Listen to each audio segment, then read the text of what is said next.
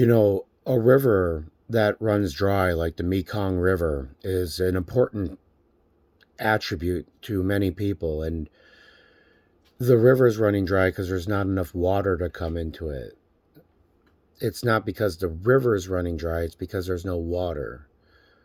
If you want water to continue to go in the river after it runs dry, you may have to tap a well on it to continue the water running.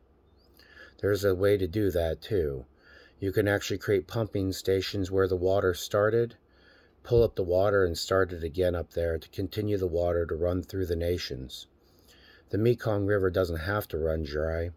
Our technology is good enough to store water at the headruns of it and all along it and continue filling it with pumping stations along the Mekong River, so that way we can continue to provide water to all the peoples and it doesn't have to run dry.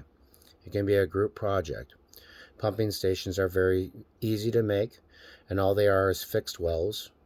You can make them so that they're dynamic, so that they're powered with solar.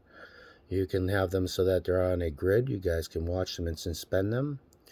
And then the goal is to have enough pumping stations to not only be pumping water from the ground to fill up the Mekong River, but to also make sure that the water coming down the Mekong River is fresh, because you don't want to put all that time in it and then find out somebody up the way who's in probably a company or something like that, you know how they are, put some poison in and hurt some people down the river. Having water is a valuable asset. Even when rivers run backwards and they run dry, the people don't leave where they are until they absolutely have nothing left. They always hope until the very end that somehow, some way, water will come. There's lots of ways to get water. There's lots of ways to create basins.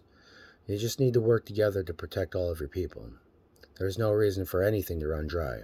We are much more intelligent than this. We are not that far gone in this world to let people go without water, especially on the Mekong River for any people.